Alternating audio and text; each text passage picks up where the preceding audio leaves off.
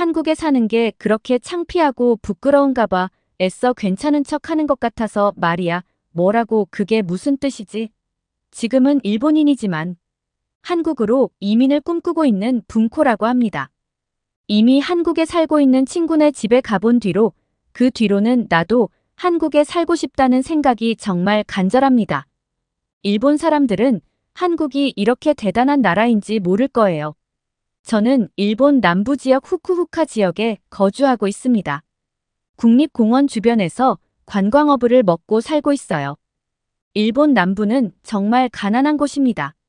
아마 한국 같은 나라랑 비교하면 처참한 수준일 거예요. 소득 수준과 경제력 수준이 한국의 절반이라고 생각하면 대충 맞더라고요.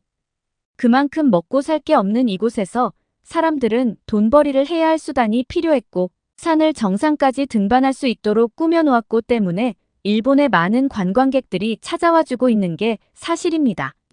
그리고 그 관광객들에게 숙박을 제공하거나 음식을 제공하거나 여행 서비스를 제공하는 게 이곳 주민들이 그나마 돈벌이를 할 수 있는 수단이죠. 저희 부모님도 이곳에서 작은 카페를 운영하십니다. 저도 거기서 가게 일을 도우며 지내고 있었어요. 그러던 어느 날 독일로 유학을 갔던 친구에게 연락이 왔습니다. 마젠타는 초등학교부터 고등학교까지 같이 학교를 다녔던 절친한 친구였고요. 마젠타는 공부를 잘했기 때문에 독일의 대학으로 진학했고 그 길로 일본을 떠났었죠. 마젠타가 독일에서 대학 졸업 후 다시 이곳으로 돌아올 날을 기다렸던 저는 놀랄만한 소식을 듣게 되었습니다. 마젠타는 이곳으로 돌아오지 않고 이제는 한국에 가야 할 것 같다면서 말이죠. 잠시 한국에 다녀오는 거냐고 물었더니 그건 아니라고 했어요. 아예 한국으로 가서 산다고 하더군요. 너는 공부도 잘해서 독일로 유학도 갔고 거기서 대학도 졸업한 거 아니냐며. 네가 뭐가 아쉬워서 한국 같은 데 가서 살아야 하냐며 이해가 안 된다는 식으로 이야기했죠. 마젠타는 모든 사람들이 자기한테 그런 식으로 말을 하지만 그것은 다들 한국을 모르기 때문에 하는 말이라며 끔찍한 일본 남부로 돌아가느니 한국에 가서 사는 게 훨씬 좋다는 말을 하더군요. 저는 나름대로 이 도시가 낡고 불안한 요소가 있지만 그래도 25년 넘게 살아온 고향이고 여기서 관광객들을 상대로 장사를 하며 그래도 다른 남부지방 사람들보다 조금 더 삶이 낫다는 점에서 만족하고 있었거든요. 저는 마젠타가 독일에서 대학도 졸업했음에도 불구하고 다시 이곳으로 오면 괜찮은 일자리를 구하기도 어려우니 그냥 도피성으로 한국으로 간다고 생각했습니다. 물론 한국인 남자친구와 결혼을 하고 한국에 정착하기 위해 떠난다고 했지만 마젠타가 정말 여기 일본에서 괜찮은 직장을 구했다면 그녀는 그런 선택을 하지 않았을 거라고 확신했습니다. 왜냐하면 제가 당시에 알던 지식으로는 한국은 일본보다 한참 아래라고 생각했거든요. 일본을 넘으면 선진국이라는 말이 유행처럼 돌고 있었고 일본 사람들은 우리는 선진국 국민이라는 자부심이 강했어요. 비록 삶은 쉽지 않고 위험한 일들 투성이지만 그럼에도 불구하고 세계에서 나름대로 영향력 있는 선진국으로 인식되고 있었기 때문이죠. 저도 먹고 살기 힘들고 부자가 되기에는 너무 어려워 보이는 인생이었지만 그래도 한국은 아니라고 생각했어요. 마젠타는 고향 마을인 이곳에서 결혼식을 올리기 위해 잠시 여기에 들렀다가 채 열흘도 지나지 않아서 모든 일정을 마치고 한국으로 떠나갔습니다. 마젠타와 그동안에 어떻게 지냈는지, 어떤 일들이 있었는지 자세히 대화할 시간도 사실은 없었어요. 결혼식 준비로 바쁘고 친척들에게 한국인 남편을 소개시켜드리기도 바빠 보였습니다. 저희 카페에 와서 예비 신랑과 몇 시간 머물다 갔지만 그때 또 하필 바쁜 시간대라 손님들이 몰려와서 마젠타와 이렇다 할 대화를 나누지도 못했고요. 너무 아쉬웠지만 어쩔 수 없었던 일이었습니다. 그렇게 마젠타는 한국으로 가고 그곳에서 적응하기 위해 바쁘게 지내는 것 같았습니다. 그렇게 한국을 오간 마젠타와 간혹 가다가 연락을 하며 지내고 있었을 때였어요. 저는 부모님과 함께 카페 일을 마무리하고 퇴근을 했습니다. 역시나 늘 그래왔듯 황토색으로 칠해진 주택 밀집 단지는 주차할 곳이 정말 부족하죠. 빈자리를 찾아서 겨우 주차를 하고 집으로 걸어가고 있었어요. 그렇게 어두운 골목을 지나며 집으로 향하고 있었습니다. 유난히 오늘따라 주차 자리가 없어서 멀리 됐는데 누군가 뒤에서 따라오는 느낌이 들었고 저는 코너를 돌자마자 미친 듯이 전력 질주했어요. 아니나 다를까 저를 따라오는 사람은 코너를 돌자 한참 멀어진 저를 보고 그 사람도 미친 듯이 뛰어오는 거예요. 소리를 지르며 뛰어왔고 다행히 그 사람에게 잡히기 전에 저희 집 건물에 공동 현관문을 열고 들어왔습니다. 그 사람은 간발의 차이로 문이 닫히는 걸 막지 못했어요. 그 사람은 철창 너머로 저를 노려봤고 저를 놓쳤다는 분풀이를 하기 위해 옆에 있던 화분들을 바닥에 집어던지고 떠났고요. 저는 손발이 덜덜 떨려서 그 자리에 앉아서 울었습니다. 이런 일을 처음 당했고요. 하지만 최근 들어서 이곳 일본에서도 이런 범죄들이 기승을 부린다며 조심해야 한다는 내용으로 뉴스가 보도되기도 하고 사람들도 요즘에는 밤길은 정말 조심하고 또 조심해야 한다는 말들을 하고는 하거든요. 이제 더 이상 일본은 안전지대가 아니라는 생각이 들었어요. 더욱 더 어려워지는 경제 상황 속에서 이렇게 도태된 사람들이 이런 식으로라도 먹고 살기 위해 아등바등하고 있거든요. 정말 다행인 것은 부모님을 먼저 집 앞에 내려드리고 저 혼자만 주차를 하러 갔던 게 더 다행이었어요. 그 사람들은 품 안에 뭘 숨기고 있을지 모르고 때문에 그 자리에 부모님과 함께였다면 정말 끔찍할 뻔했어요. 그리고 다음날 출근을 위해 조심스럽게 밖으로 나왔고 역시나 제 차에 유리창이 부서져 있었습니다. 그 사람이 분풀이를 하고 갔겠죠. 경찰에 신고했지만 위급한 일이 아니고 긴급한 상황이 아니기 때문에 출동하지 않는다는 황당한 답변을 받았습니다. 정신고를 하고 싶으면 직접 와서 신고 접수를 하라는 의미죠. 경찰들이 이렇게 무능하고 도움이 안 된다는 것은 널리 알려진 사실이지만 저는 또다시 이런 일을 당하고 싶지 않고 경찰이 혹시라도 수사를 통해서 범인을 잡아줄지도 모른다는 생각을 가지고 경찰서에 신고를 하러 갔습니다. 하지만 제가 할 수 있는 것은 종이 한 장에 사건이 일어난 위치와 시간, 개요에 대해서 간단하게 적고 돌아오는 것 말고는 할 수 있는 게 없었어요. 그 접수를 받는 여자 경찰은 제가 돌아가자마자 그 종이를 찢어버렸을지도 모르겠다는 생각이 들 만큼 정말 성의 없고 건성으로 접수를 받았습니다. 역시나 그 뒤로 경찰서에서 그 어떤 연락도 받지 못했고요. 연락해봤자 소용없다는 것을 알기에 그냥 없던 일로 생각하고 넘어가야 했습니다. 결국 저는 밤이 되기 전에 퇴근을 하기 위해서 가게 운영 시간을 줄였고 당연히 매출에도 지장이 있었어요. 하지만 조금 더 욕심냈다가 무슨 일을 당하는 것보다 이게 나으니까 어쩔 수 없으니까 그냥 수익을 포기할 수밖에 없었습니다.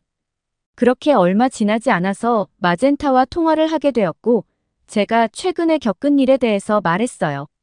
마젠타는 저를 위로해 주었고 그녀의 위로에 고마움과 위안을 느꼈죠. 하지만 참지 못할 궁금증 하나가 올라왔습니다. 한국에서 마젠타는 과연 안전한지, 그리고 이런 일이 있다면 한국에서는 해결을 해줄 수 있는 능력이 있는지 궁금했습니다. 최근 들어서 한국이 정말 살기 좋다는 말들도 간혹 들려와서 궁금한 마음이 생기기도 했거든요. 마젠타는 한국에서는 이런 일이 일어나지도 않고 혹시 일어나거든 경찰이 그런 식으로 대응하지 않는다고 말하더군요. 한국에서는 일본처럼 경찰들이 나 몰라라 하지 않고 작은 절도 사건만 있어도 긴급한 상황이 아니니까 가지 않겠다고 말하는 대신에 현장에 나와서 확인을 하고 간다고 하더군요. 마젠타는 최근에 남편의 친구가 버스에 지갑을 두고 내렸는데 그 지갑이 분실되어서 경찰에 신고했더니 경찰이 바로 출동을 해서 해결해줬던 이야기를 해주며 일본과 한국의 경찰이 서로 다른 대처를 했다는 것을 말해주었습니다. 하지만 저는 솔직히 마젠타가 거짓말을 한다고 생각했어요. 일본 같은 선진국에서도 그런 식으로 일 처리를 하지 않아주는데 한국에서 그런다는 게 말이 안 된다고 생각했거든요.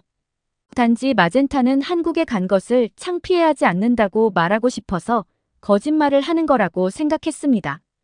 그러다가 저는 또 한 번 정말 어처구니 없는 일을 당하게 되는데요. 아침에 출근해 보니 유리에 금이가 있었어요. 일부 깨지기도 했고요. 가게 안에 주먹만한 돌덩이가 떨어져 있었습니다. 누가 돌을 집어던진 게 확실했습니다.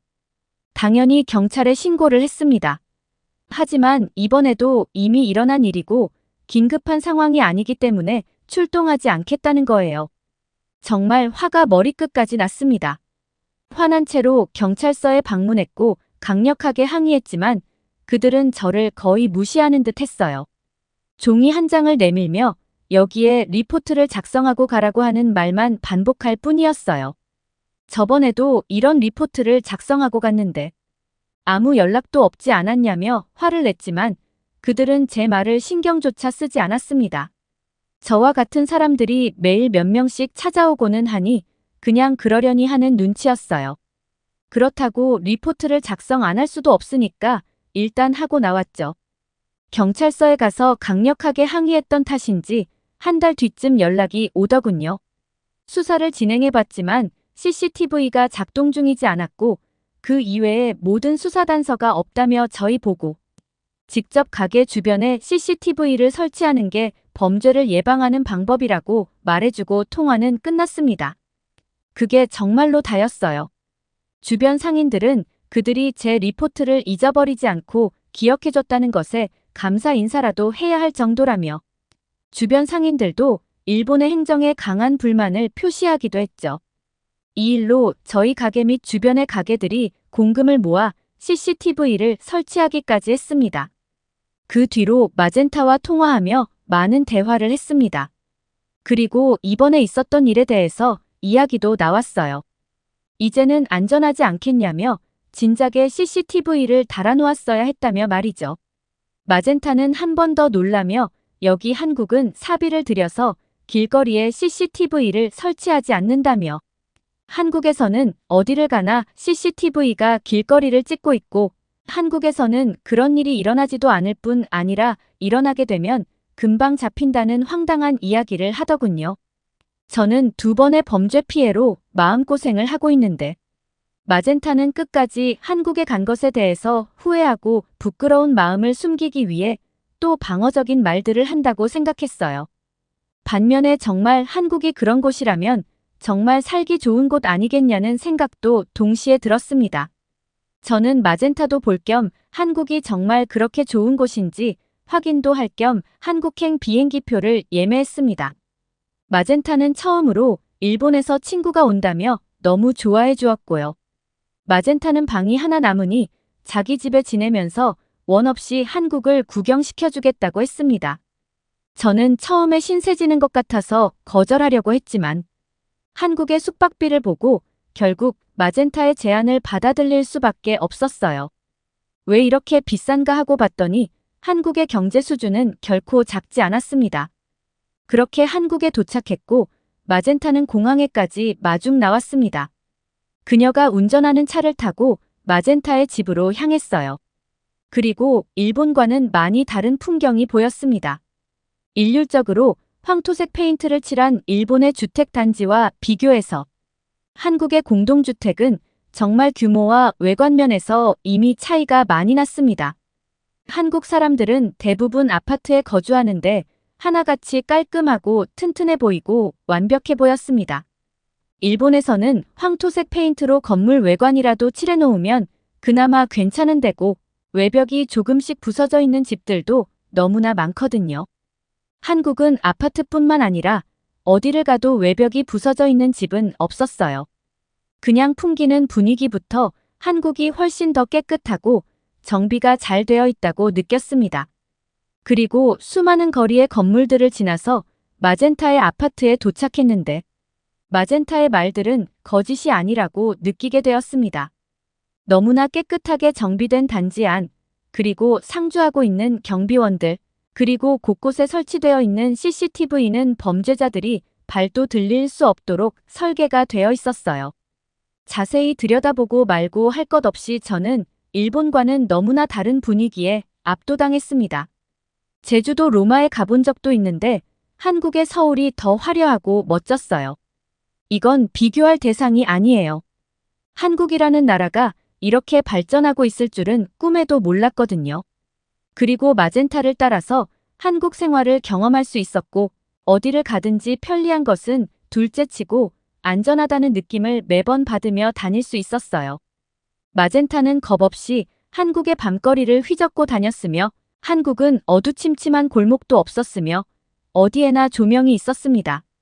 그리고 음침한 분위기와 무서운 분위기를 풍기는 폐건물들도 안 보였어요. 정말 대단하고 감탄이 나올 수밖에 없는 분위기를 자아냈습니다.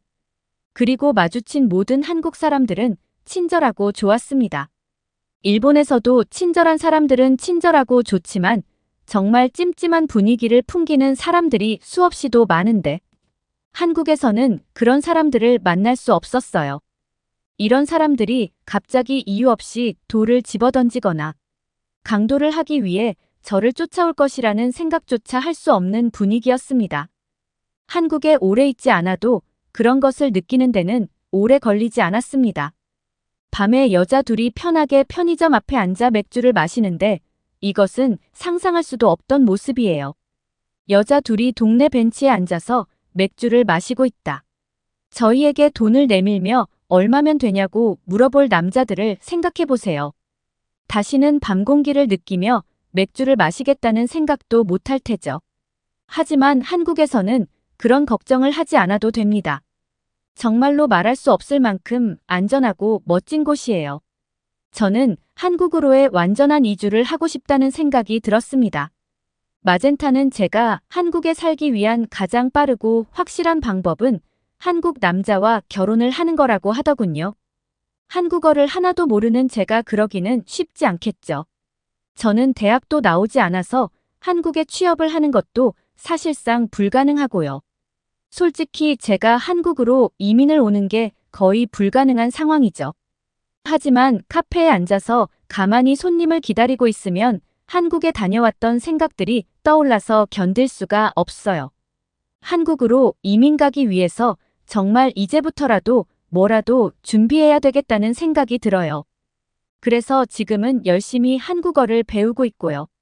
한국어를 잘해주고 난 뒤 뭘 어떻게 해야 할지 좀 더 고민을 해보는 시간이 필요할 것 같아요. 언젠가는 한국에 꼭 가겠습니다. 제가 들려드릴 이야기는 여기까지입니다. 진짜 남자는 한국 남자지 러시아 남자는 총을 들 자격이 없어 여기 한 가정집 마당. 별일 없었다는 듯한 태연한 얼굴에 한국 아저씨와 눈물을 흘리고 있는 러시아 여성이 있습니다. 그 뒤편으로는 멋쩍은 표정의 러시아 남성까지 참 알 수 없는 조합인데요. 과연 이들에게 무슨 일이 있었을까요? 안녕하세요. 저는 러시아 모스크바에 살고 있는 소피입니다. 저는 예쁜 4살 여자아이를 기르고 있는데요. 소중한 제 아이를 지켜주신 잊지 못하는 이에게 감사하는 마음으로 사연을 보냅니다. 제 일상은 정말 평화로워요. 아이는 건강하게 잘 자라주고 있고 남편과 저는 회사에 잘 다니고 있고 아주 부자는 아니지만 아이를 기르고 저희가 살아가는데 별 문제가 없어 늘 감사한 마음으로 살고 있죠. 저희 가족의 취미는 주말에 바비큐 파티예요. 마당에서 다 같이 고기를 구워 먹는데요. 이웃들과 함께 할 때가 많답니다. 저희가 고기 굽기를 담당하면 옆집은 샐러드, 앞집은 디저트를 담당하는 식으로 함께 주말 식사를 하는데 저희 아버지 때부터 쭉 이 동네에 살아서 모두 다 가족 같은 이웃이죠. 특히 친한 건 옆집에 사는 저의 대학 동창 가족인데요. 한국 사람인데 러시아로 유학을 왔다가 러시아 남편을 만나 모스크바에 정착을 하게 된 지혜입니다. 처음 강의실에서 만난 지희는 밝고 긍정적인 분위기를 풍기는 친구라 처음부터 친해지고 싶었던 친구인데요. 지혜는 한국에서 왔다고 하면 맨날 북한에서 왔니?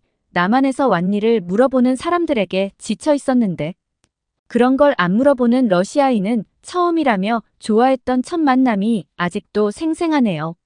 저는 이 친구 덕에 한류 바람이 러시아 내에 본격적으로 불기 전부터 한국 문화를 섭립할 수 있었습니다.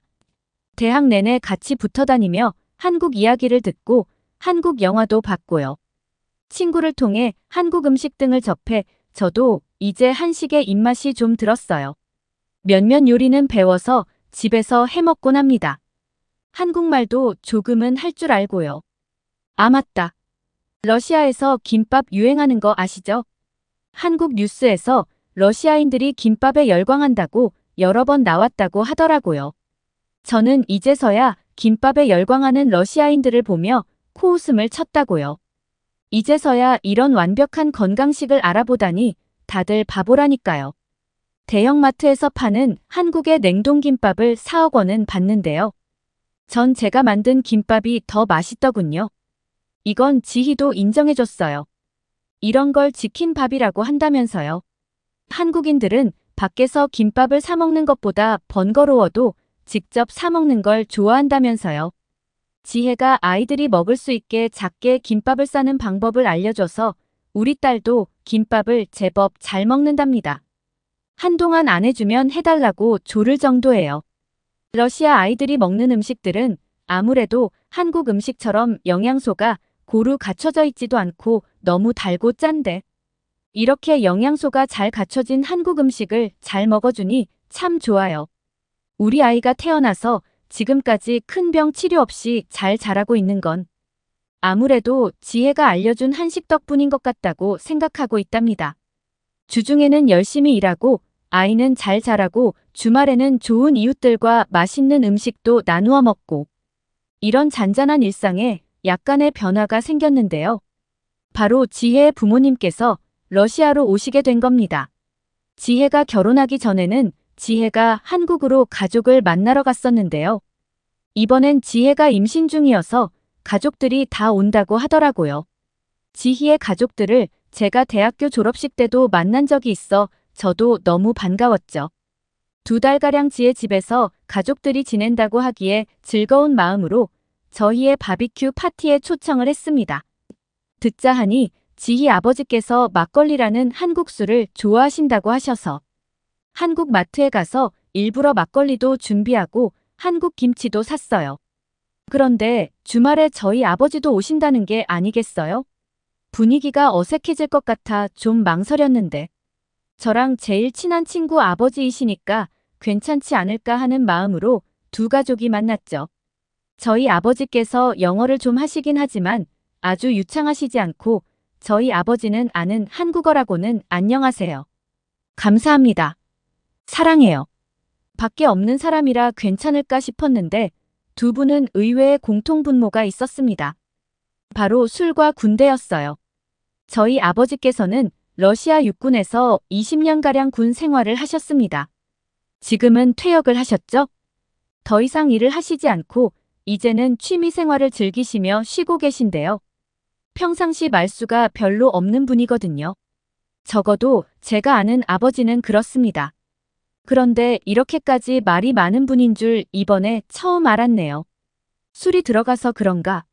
지희 아버지께서 좋아하신다는 막걸리를 두 분이 나눠 드시면서 이야기가 시작됐는데요. 제가 한국 문화를 웬만한 건 알고 있다고 생각했는데 이번에 처음 안 게 있어요. 한국 남자들은 군대를 의무적으로 다 가야 한다면서요. 한국 영화나 드라마도 지휘를 통해 조금씩은 접했지만 주로 로맨스 내용을 다룬 걸 많이 봐서 이전엔 미처 몰랐었어요. 가끔 주인공들이 군대에 입대하거나 군대 생활 중 휴가를 나오는 건 봤지만 러시아처럼 하나의 직업인 줄 알았어요. 의무적으로 군 입대를 하는 줄은 몰랐죠. 놀라웠습니다. 그러면서 지 아버지께서는 한국 남성들은 군대에 다녀오기 때문에 한국은 러시아처럼 총기를 소지하는 것이 금지되어 있지만 대한민국 남성들은 누구나 총을 쏠 줄 안다고 말씀하셨죠. 그리고 군대에 제대를 하고 나서도 이런 감을 유지할 수 있도록 군대를 제대한 사람 모두를 대상으로 일정 나이까지 예비군 훈련도 진행한다고 했죠. 이후에는 민방위라는 게 있다고 하셨어요. 놀라웠어요. 3명의 러시아 남자 그러니까 제 남편과 아버지 그리고 제 남편까지 모두 깜짝 놀랐죠. 러시아 예비군은 실제 임무를 수행하지 않아도 예비군이 되는 사람들도 있어요. 이 사람들은 따로 훈련은 받지 않는데 혹시 모를 전쟁에 대비해서 대기하다가 전쟁이 터지면 임무를 수행하러 나가는 거죠. 한국 같은 예비군 시스템이 아닙니다. 물론 사냥을 나가는 분들도 있어 총을 쏘긴 하지만 군대식 총 쏘기 훈련과는 거리가 머니까요. 저희 아빠는 한국의 예비군 훈련 시스템에 진심으로 감탄을 하셨어요. 그러면서 지희 아버지께 여쭤보셨습니다. 지금은 예비군 훈련마저도 시일이 많이 지나셨을 테니 아무래도 지금까지 총을 다룬다거나 하는 건 무리시겠죠.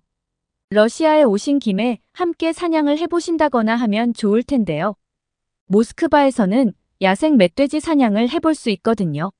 러시아 모스크바에서만 즐길 수 있는 건데 좀 아쉽네요. 이 말씀을 아버지께서 하시면 안 됐어요. 지희 아버지께서는 단호하게 말씀하시더라고요. 한국인들은 모두 필요한 순간엔 총을 쏠 수 있어요.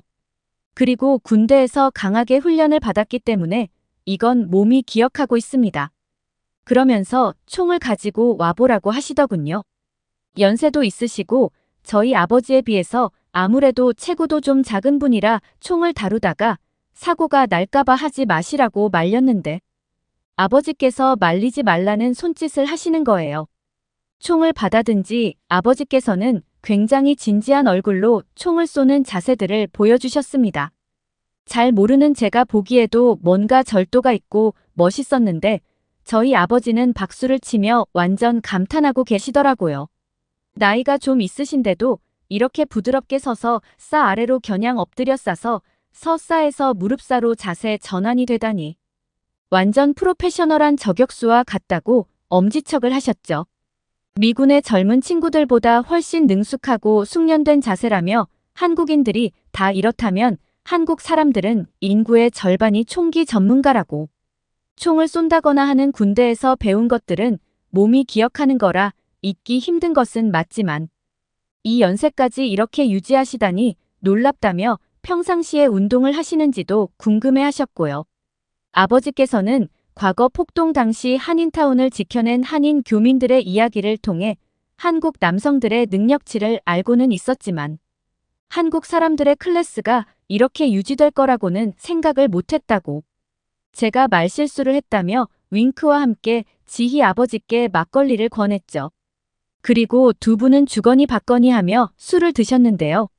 날씨가 좀 쌀쌀해져서 집 안으로 옮겨서 계속 대화를 이어나갔습니다.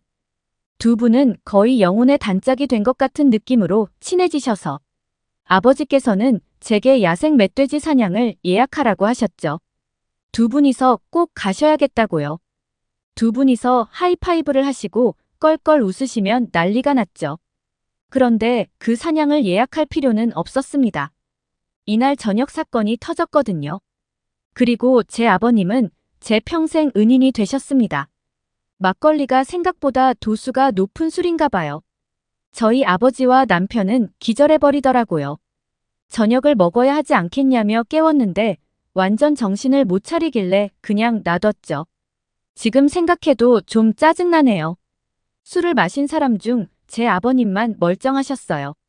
술을 꽤 많이 드셨는데 평상시 막걸리를 좀 드시던 분이라 그럴까요? 제 남편과 아버지는 우선 한숨 자고 일어나야 할 것 같아 지혜 부모님과 지혜 부부만. 제 어머니께서 싸우신 한국 음식들로 저녁 식사를 했죠. 식사 후 과일을 먹으며 두런두런 그간의 이야기들을 나누는데 우리 딸이 너무 칭얼거리더라고요. 엄마 머리가 아파요. 엄마 속이 안 좋아요 하고 계속 칭얼대는데 얘가 왜 이러나 싶었어요. 아무래도 체한 것 같았습니다.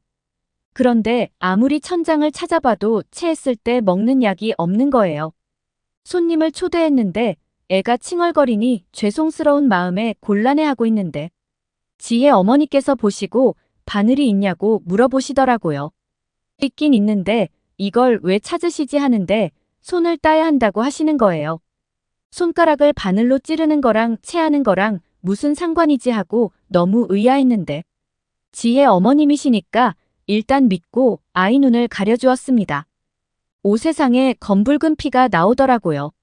지혜 어머님께서는 인자한 미소로 이제 괜찮을 거라고 하셨는데요. 정말이었습니다. 칭얼거리는 아이는 온데간데 없고 아주 평온한 얼굴이 되었습니다. 한국 사람들은 참 신기해요. 어떻게 이런 방법을 알까요? 지휘를 통해 접한 한국 문화들이 참 여러 가지가 있었는데 아직도 모르는 게 있다니 좀 더 배워놔야겠다는 생각을 했습니다. 제 경험상 한국 사람들의 생활의 지위는 정말 유용하거든요. 지혜 어머님께 감사의 인사를 드리고 저는 마당에서 한 바비큐 파티의 뒷정리를 하려고 일어났어요. 한참 대화꽃이 피었을 때 일단 놔두고 들어온 거라 정리할 게 많았거든요. 캠프파이어를 한다고 불도 피워놨었고요. 딸이 속이 좋아지니까 바람을 쐬고 싶다고 하기에 아이와 나가서 마당에서 하나씩 정리를 하기 시작했는데요. 아이 보고 멀리 가지 말고 불 주변에 있으라고 해놓고 열심히 치우는데 집에 그릇들을 놓고 나와보니 아이가 안 보이는 게 아니겠어요? 아이가 워낙 활동적이라 여기저기 돌아다니는 편이긴 한데 깜깜해진 저녁 시간에 제대로 보이지 않는 곳까지 가다니 한숨을 쉬며 아이를 불렀어요. 아주 먼 발치에서 대답을 하더군요. 빨리 와 엄마가 멀리 가지 말랬지 좀 더 무서운 목소리로 이야기를 하니까 아이가 터덜터덜 걸어오는데 무심코 아이 쪽을 쳐다본던 두려움과 공포에 질려 도와달라고 소리를 질렀습니다. 아이 뒤편에서 야생 코요테가 우리 아이를 누리고 있는 거예요. 어둠 속에서 빛나는 코요테의 눈빛이 지금도 잊혀지지가 않네요. 지금 생각해도 소름이 돋아요. 제가 도와달라고 내지른 소리를 듣고 모두들 뛰어나왔는데 다들 어찌할 바를 모르더군요. 돌을 던져야 하나 지금 여기 있는 나무 장작들을 집어던질까? 시선을 끌어야 하나 뭐라도 해야겠다는 생각으로 일단 나무 장작을 들고 달려가려는데 뒤에서 누가 절 잡더라고요. 제 아버님이셨습니다. 저보고 저리가 있으라고 손짓을 하시더라고요. 아까 전에 마당에서 시범을 보여주셨던 그 총을 들고 오셨고요. 그 와중에 연세도 있으신데 다치시기라도 하면 큰일이라는 생각이 들었어요. 일단지 아버님을 말렸죠. 한국 사람들이 야생 코요테를 봤을 리가 없잖아요. 모스크바에 사는 저도 이렇게 가까이에서 보는 건 처음인데요. 그런데 저를 뒤로 보내고 아주 강하게 말씀하시더라고요. 걱정하지 말아요. 그리고 신중히 코요테를 향해 총을 겨누셨죠. 그런데 그 사이 코요테가 딸과 거리가 더 가까워졌어요. 깜빡 잘못하다가는 정말 큰일이 날 것 같아 지혜 남편을 급하게 찾았습니다. 지희 남편도 우리 가족과 함께 사냥을 해봤는데 그때 저희 아빠가 총을 제법 쏜다며 지희 남편을 칭찬했었거든요. 그런데 제 남편은 고개를 절레절레 젓는 거예요. 저렇게 아이가 근접해 있는데 총을 쏘다가 잘못되면 어쩌냐고요. 지금 여기서 돌을 던지고 소리를 쳐서 쫓아내는 게 좋을 것 같다고 했습니다. 아니면 장작에 불을 붙여서 코요테 근처로 가자고 했죠. 지혜가 한심하게 남편을 보더니 그냥 아빠가 집중할 수 있게 입 다물라고 하더라고요. 모두가 숨죽이고 조용해진 순간 총성이 울렸습니다. 저는 눈을 질끈 감았죠. 그리고 모두 할 말을 잃은 상태로 굳어버렸어요. 단 한 발의 총알로 코요테를 정확히 사살하셨거든요. 완벽한 명중이었습니다. 아이는 총소리에 놀라 울음을 터뜨렸지만 다행히 다친 곳은 한 군데도 없었고요. 뛰어가서 아이를 안았는데 그만 다리에 힘이 풀려서 주저앉았어요. 눈물이 멈추지 않고 나더라고요. 러시아에서는 가끔 야생 코요테가 습격해서 아이가 다치거나 반려동물들이 죽거나 하는 경우가 있거든요. 뉴스에서 보긴 봤지만 남일로 생각했는데 제 일이 되니까 침착하게 반응하기가 어렵더라고요. 지혜 아버님이 계시지 않았으면 어떻게 됐을까요? 정말 저는 운이 좋았어요. 이제 보니 러시아인들이 총을 쏠 줄 안다고는 하지만 진짜 필요할 땐 쓸모가 없는 것 같아요. 총기 소지 허용 국가라 다들 총을 쉽게 사고 가지고 다니지만 이렇게 정말 필요할 때 쏘지 못할 거라면 그냥 들고 다니지 않는 게 맞을 것 같네요. 사냥 이후 진짜 필요한 순간에는 제대로 쏠 줄 모르잖아요. 모든 환경을 인간에 유리한 상태로 진행하는 사냥은 그냥 겉멋 같다는 생각입니다. 지 아버님을 보고 지희 남편을 보니까 한국 남자와 러시아 남자가 좀 비교가 많이 되더라고요. 제 남편과 아버지는 말할 것도 없죠. 두 명의 러시아 남자가 뭘 하고 있었냐고요? 밖에서 총소리가 나고 소리를 지르고 한동안 그 난리가 났는데 일어나지도 못했더라고요. 그로부터 한참 뒤에 머리를 부여잡고 일어나셔서 물을 가져다 달라고 하시던데요. 화가 나서 손이 부들부들 떨렸지만 물을 가져다 주고 방금 있었던 일을 이야기하니 저희 아버지께서는 그래. 지혜 아버님께서 총을 잘 쏘시더라니까 다행이구나 하시고 남편은 거기에 동조하며 맞아요.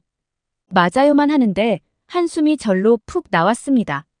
러시아와 한국이 붙으면 러시아가 무조건 지겠어요? 절대 붙으면 안 되겠네요. 그동안 제 남편이 정말 듬직한 사람이고 믿을 수 있다고 생각했는데 밖에서 그 난리가 나도 술에 취해 자고 있다니 꿀밤을 한 대 세 개 먹이고 싶었네요. 자기 말로는 자기가 먹어본 술 중에 가장 빠르게 취했는데 깨어도 정신을 못 차리겠다며 다시는 막걸리와 스프라이트를 섞어 먹지 않겠다고 하더라고요. 맛있다고 하나도 쓰지 않다고 이건 술이 아니라 음료수 같네 어쩌네 하며 꿀떡꿀떡 받아 마실 땐 언제고. 그나저나 이 은혜를 어떻게 갚으면 좋을까요? 제가 어떻게 보답을 해야 할지 몰라 고민 끝에 러시아에 머무르시며 관광을 하실 동안 쓰시라고 용돈을 챙겨드렸는데 한사코 거절하시더라고요. 그 상황이면 누구라도 도왔을 거고 내가 다행히 군대에서 총 쏘는 법을 잘 배웠고 오랜 시간이 지났지만 몸이 기억하고 있어 다행이라며 아버지께서 술을 드시지 않았다면 아버지께서 처리하시지 않았겠냐면서요. 너무 겸손하게 말씀해 주셔서 더 감사했습니다. 그래서 어떻게 보답할까 공예를 하다가 저희 가지 부모님의 건강을 다 책임지기로 했는데요. 사냥은 빼고 관광을 진행했습니다. 그건 예약을 취소했어요. 우리 딸의 생명의 은인께 보답하는 마음으로 즐거워하실 만한 장소들을 샅샅이 검색해서 모스크바 쪽에서 꼭 가봐야 하는 곳들을 모시고 다녔습니다. 유명한 관광지는 다 둘러봤는데 특히 리버워크를 좋아하시더라고요. 제가 검색을 해보니 한국의 청계천 보건공사의 모델이라고 해서 의미도 있고 워낙 화려해서 가봐도 좋을 것 같았는데 정말 좋아하셨답니다. 한국 분들이 만약에 모스크바에 오실 일이 있다면 추천드려요. 특히 크리스마스 시즌이 시작되는 12월부터는 정말 예쁘게 꾸며져 있어서 가족분들이 방문해도 정말 좋은 곳이랍니다. 그리고 저는 남편이 영 못 믿어워서 지 아버지께서 러시아에 머무르시는 동안 총 쏘는 방법을 좀 배웠습니다. 아버지께 왜 안 배웠냐고요? 다 아시잖아요. 아버지한테 뭘 배우며 싸운다는 거 그리고 결정적인 순간 아버지는 술 마시고 주무시고 계셨는데요. 뭐 사실 그동안 아빠가 총 쏘는 걸 알려준다고 하실 때 별 생각이 없었는데 지혜 아버지를 보니 아무래도 유사시에 총 쏘는 걸 배울 필요가 있겠다는 생각이 들더라고요. 제가 이 말씀을 들으니 흔쾌히 수락을 해주셔서 러시아에 머무르시는 동안 조금씩 배웠답니다. 지리와 함께 배웠어요. 사람 일은 어찌 될지 모르잖아요. 사격장에 가서 사격 연습도 했는데 생각보다 저 소질이 있는 것 같았어요. 선생님이 좋아서일까요? 역시 모든 한국산이 최고인 것 같아요. 음식도 민간요법도 술과 청소기까지도요. 돌아가시는 날 공항까지 배웅해드렸는데 선물도 드리고 관광도 잘 하실 수 있도록 최선을 다했지만 감사함을 다 표현하지 못한 것 같아 아쉬운 마음뿐입니다. 한국에 공항 난 안 간다고 소리치는 젊은 여성이 있습니다. 이 여성은 저항해보려 하다가 무서운 표정에 꼼짝도 않는 부모님의 얼굴을 보더니 마지못해 비행에 오르는데요. 그녀의 출국 게이트에 한국행이라고 써 있습니다. 어리둥절하게 갑자기 한국으로 와서 생활하게 된 그녀는 여기서 180도 변해서 돌아왔다고 하는데요. 무슨 일일까요? 안녕하세요. 저는 캐나다에서 태어나고 자란 27세 여자 안다르입니다. 저는 사실 얼마 전까지 정말 제가 생각하기에도 부끄럽게 인생을 허비하면서 보냈어요. 그러던 제가 먼 한국 땅까지 와서 제 자신을 다시 세우게 되는 계기를 맞았는데요. 한국과 한국인들에게 고맙다는 말을 하기 위해 이렇게 사연을 씁니다. 제가 불과 몇 년 만에 이렇게 바뀌었다는 게 저 자신도 믿어지지 않아요. 사실 저는 크게 부족함 없이 자랐습니다. 사업을 하시는 아버지와 어머니 덕에 풍족하게 살아왔죠. 사업이 다 그렇듯이 오르락 내리락 하긴 했지만 제가 딱히 돈 걱정을 하며 살아본 적은 없었던 것 같습니다. 그러다가 제가 완전히 집안을 말아먹을 뻔했죠. 너무 부족한 것 없이 세상 물정 모르고 엄마 아빠 그늘 밑에서 살아서 그랬을까요? 저는 크게 인생에 이루고 싶은 목표라든지 열심히 살아야겠다든지 하는 목적이 없이 살았던 것 같아요. 부모님은 풍족하게 지원해 주셨지만 바쁘셔서 크게 저에게 신경을 써주지 못하셨죠. 넉넉한 용돈. 그리고 바쁜 부모님 저는 자유롭기도 무료하기도 했습니다. 사실 처음에는 우스웠어요. 사람들이 저를 부잣집 딸로 부르기도 하고 너는 불행할 일이 없겠다라고 부러워하기도 했거든요. 그러나 곧 저는 길을 잃었습니다. 크게 하고 싶은 것도 원하는 것도 없는 인생이었죠. 그렇게 심심하고 재미없던 와중에 한 남자아이와 가까워졌습니다.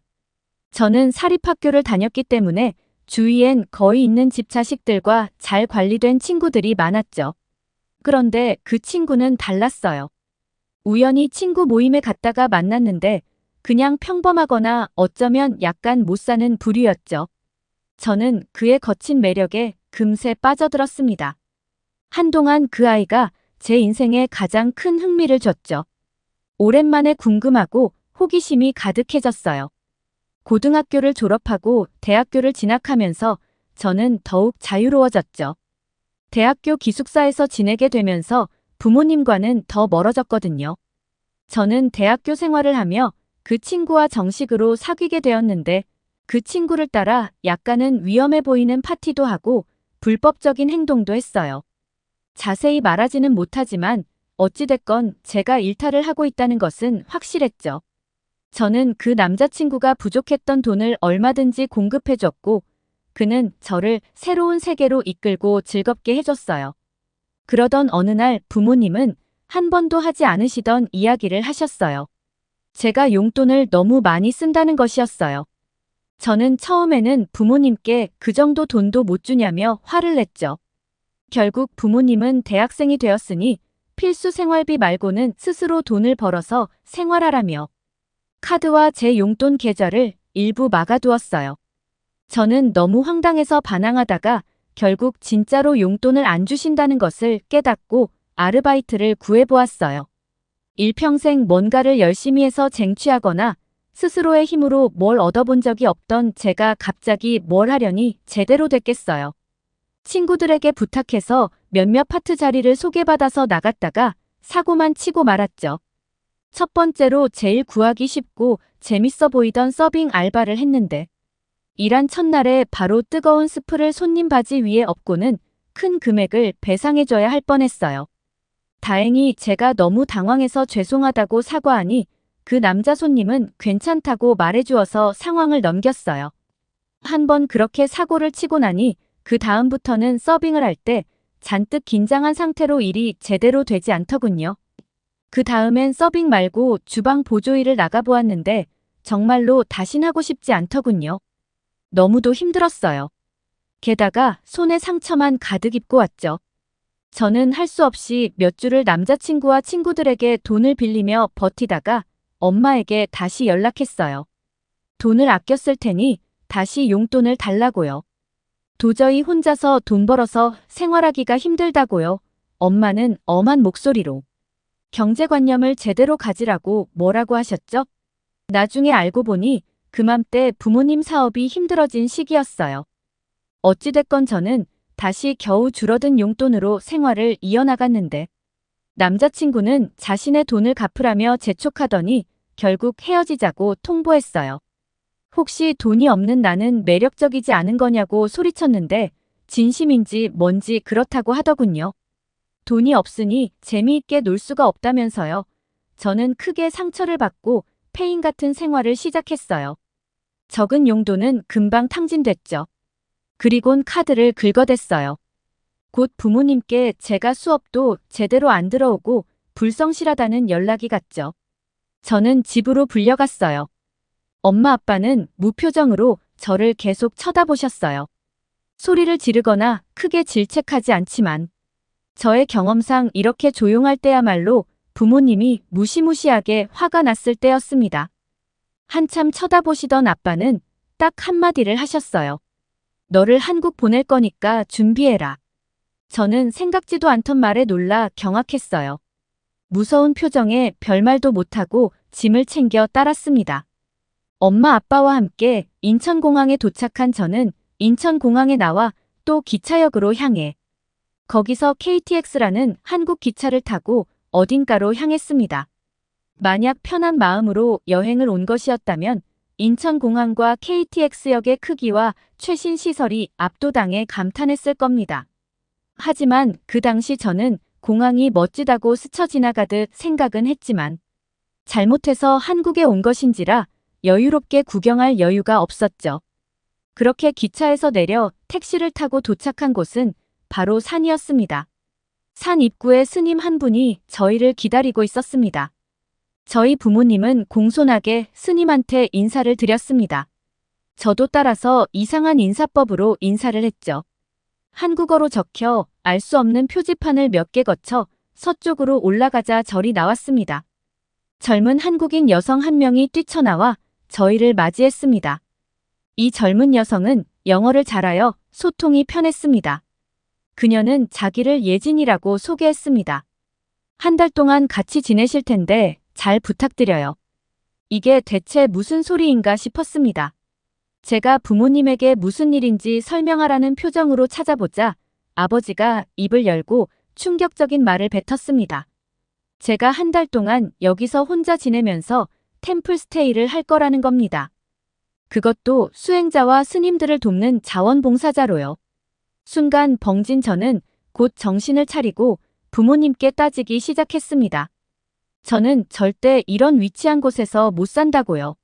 하지만 부모님께서는 만약 제가 여기서 안 살면 계좌에 연결된 카드도 다 끊어버리고 채권을 상속하겠다는 말도 없던 일로 하겠다고 강경하게 나왔습니다.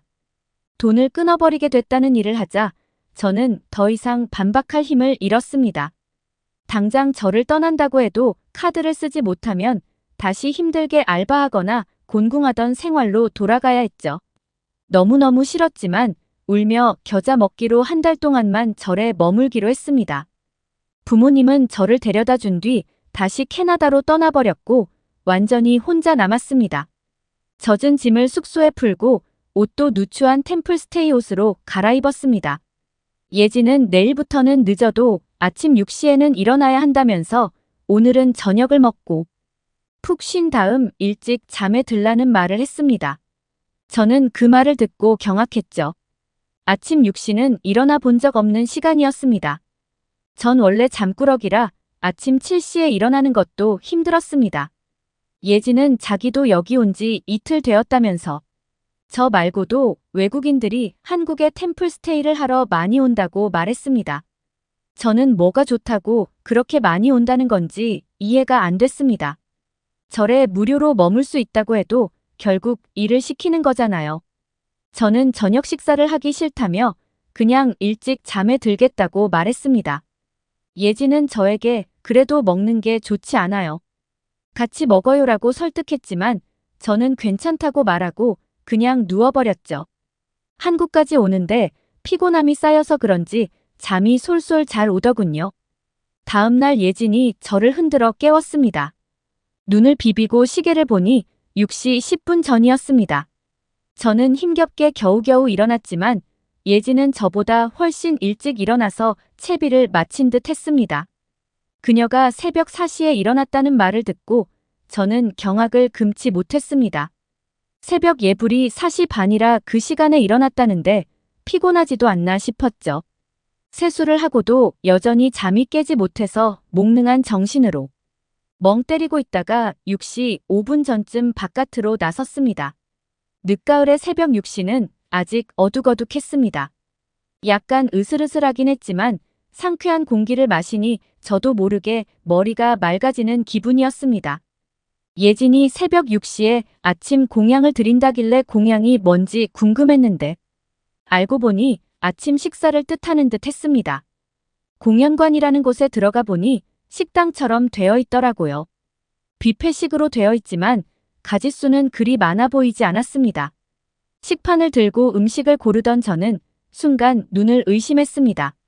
눈을 비비고 다시 음식을 봤지만 이건 거짓말이 아니라 현실이었어요. 그리고 저도 모르게 큰 소리를 내버렸죠. 한국 음식은 다 이런 거야. 제 큰 목소리에 식당에 있던 다른 사람들이 깜짝 놀란 듯 저를 쳐다보았습니다. 예진은 왜 그러냐고 무슨 일이냐고 물었습니다. 저는 실망이 가득한 목소리로 말했습니다. 한국 사람들은 원래 고기를 안 먹는 거야. 예진은 갑자기 저를 보고 웃기 시작했습니다. 그리고 저에게 한국인은 고기를 무척 좋아하지만 절에서는 육류를 안 먹는다고 알려줬죠.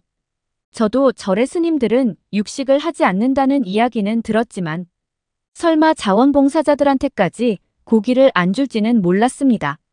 예진은 엄격한 얼굴로 자원봉사자 등 수행자 등 절에 있는 사람들은 다 공평하다며 고기를 먹을 수 없다고 이야기했습니다. 이를 시켜 먹으려면 고기를 좀 먹여야 하는 거 아닌가요? 좀 너무하다는 생각이 들었습니다. 공연관의 아침 메뉴는 밥과 나물, 반찬 그리고 미역이 든 스프였는데요. 이 스프가 뭐냐고 물어보니까 미역국이라는 음식이라며 한국에서는 이런 스프들을 국이라고 부른다고 하더군요. 저는 풀떼기로만 가득한 반찬을 보고 내가 무슨 토끼냐고 투덜거렸습니다. 그런데 투덜거린 게 민망하게도 이상하게 밥 하나, 반찬 하나하나가 너무 맛있는 겁니다.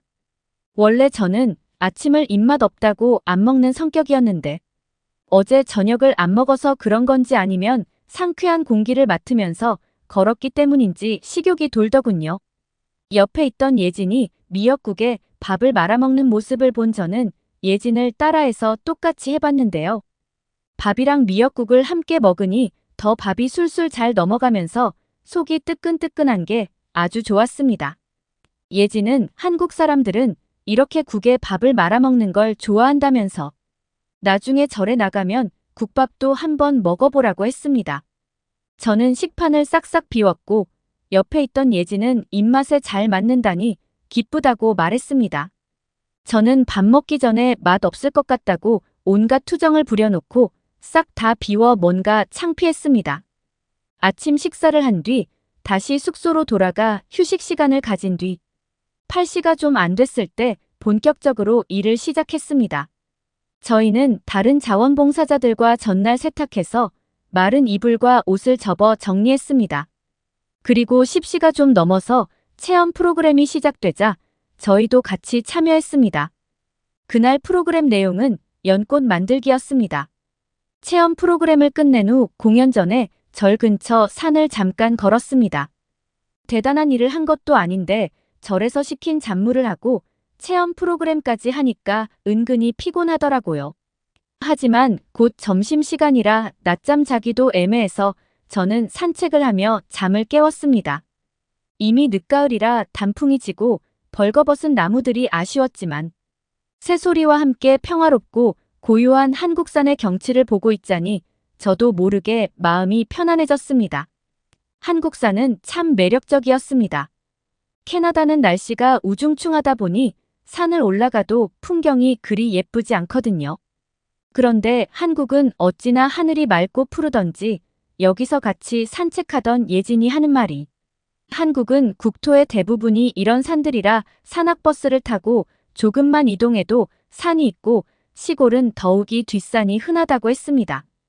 캐나다에는 집 가까운 곳에 산이 별로 없어서 등산하려면 정말 큰 맘 먹고 멀리 가야 하는데 부럽더군요. 산책이 끝나고 점심시간이 되자 예진과 저는 점심 공양을 위해 공연관으로 향했습니다. 예진은 맛있게 먹는 방법을 알려주겠다면서 반찬을 전부 다 밥에 부었는데요. 이렇게 비벼 먹어서 비빔밥을 해 먹으면 맛있다고 추천했습니다. 처음에는 반찬을 모두 부어서 섞어 먹는다는 게 거부감이 들어 거절했는데 옆에 예진이 너무 맛있게 먹는 모습을 보니 저도 모르게 침이 꼴깍 넘어갔습니다. 왜라 모르겠다 싶어 반찬을 모두 부어서 비빔밥을 해 먹었는데요. 반찬들 중 양념이 되어 있는 재료가 있어서 같이 비비니까 특별히 소스를 넣지 않아도 감칠맛이 나더군요. 생각보다 맛있었어요. 점심 공연이 끝나고 난 뒤 저희는 투숙객들이 머문 숙소와 법당을 깨끗이 청소했습니다. 열심히 썰고 닦고 청소하니 어느새 저녁 공연 시간이 되었습니다.